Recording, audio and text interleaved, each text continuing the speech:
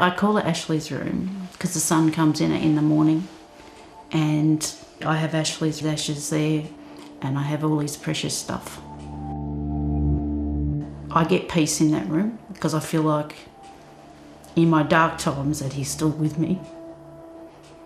And I've finally got him safe at home.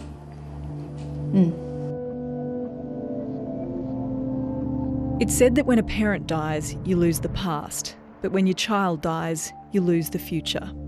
He's made a few films, so he's got that legacy, but I'll never have grandchildren. You know, I'll never see him laugh. So yeah, it breaks my heart. Linda Smart's son Ashley's future was stolen by addiction, not to illicit drugs, but to legal and readily available alcohol. Like a lot of young people who turn to booze, there's so much thought, there's so much they have to give to society to make things better, but that won't happen. The pandemic had significant impacts on Australians' drinking habits. One study found that in 2021, the number of Australians drinking alcohol hit its highest level in 5 years, and bottle shops were reaping the benefits. There was almost a 30% increase in alcohol retail sales between 2019 and 2021. And along with it, a jump in ambulance call-outs and deaths from alcohol after the pandemic hit. The alcohol industry, they really exploited the pandemic as a marketing opportunity. They had this captive audience of people at home in isolation. Long before his death, Ashley Smart was a happy kid, then a complicated teen, and in the end, a troubled adult. Had a beautiful, beautiful mind, and that beautiful mind unfortunately just couldn't cope, I think, with the realities of the world. He stopped allowing me into his flat. He was terrified I was going to get, especially when the big lockdown came. I'd only be able to do door checks on him. Ashley Smart's bank statements paint a disturbing picture of his final days. Every single day there, he'd have a couple of days off, bottle, 2 bottles. In the 10 days leading up to his death, the 31-year-old bought 11 bottles of vodka, all from the same Liquorland franchise in Footscray. On the 18th of January last year, he bought his final bottle of vodka, his 25th in a month. He was very, very drunk. He came home with a bottle. I said to him, Ashley, why did you buy it? And he says, Mum, they sell it to me, they don't care. And I left him about 4:30. And he turned his computer off at 6 o'clock and he never woke up. Linda Smart found him days later. He hadn't been in touch.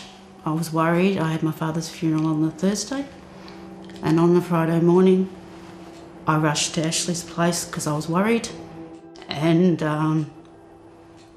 he'd been there 4 days and I couldn't stay with him. I always promised I would, but I couldn't stay with him in that state. In Victoria, liquor licensing laws are supposed to stop bars or bottle shops from serving anyone who's intoxicated, which Linda says her son would have been most days. He was never, ever refused service of alcohol, right up till the day he bought a bottle the day he died, and he was served. And I watched him being sold alcohol many occasions drunk, and I couldn't intervene. While the law seems clear, enforcement is nearly impossible.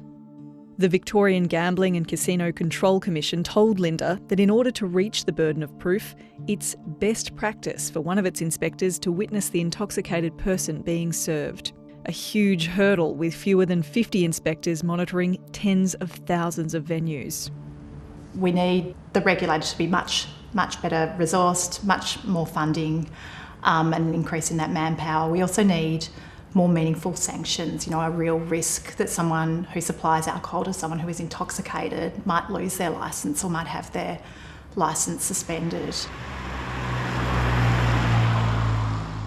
Linda Smart asked the regulator to review the shop's CCTV footage of Ashley's final purchase.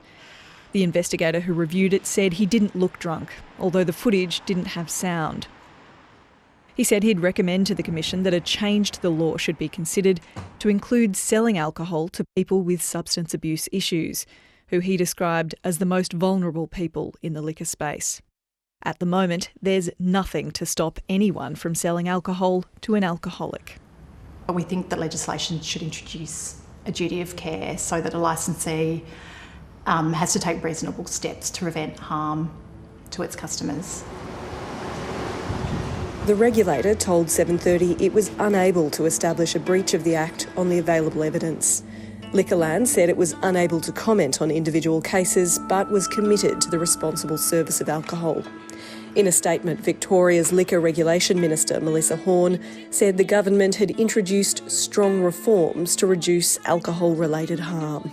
Jimmy brings drinks delivered for just $2. The pandemic also saw a huge rise in the popularity of online alcohol delivery. Last October, the New South Wales liquor regulator announced it was investigating popular alcohol delivery service Jimmy Brings over the death of a 49-year-old man who reportedly spent $24,000 with the company over 3 years, including daily orders in the weeks leading up to his death. The New South Wales regulator has now confirmed to 7:30 it was unable to identify any breaches of the liquor laws at the time and has closed the investigation. But the laws have since been strengthened.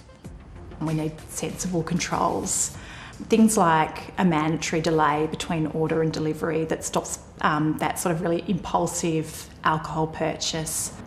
Hi Fran, are you there? Yes, I'm here. I'm just checking in to see how you are. It's now 18 months since Ashley Smart died. His mother Linda has been getting support from a bereavement group for parents who've lost children to drug or alcohol abuse. The heartache is just immense that they couldn't save their child. And often their child dies alone, in the cold, on the street. In that grief experience, Linda Smart has put in the hours that grief demands. Now she wants to convert that grief and anger into action. We've got this massive drinking culture, just like America's got the gun culture, but we don't see it the same, you know. But how many are we losing to that culture, and we're letting it happen?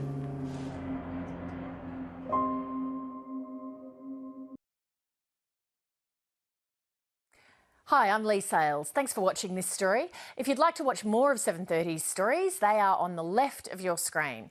And tap on the button below to subscribe and get the latest from ABC News.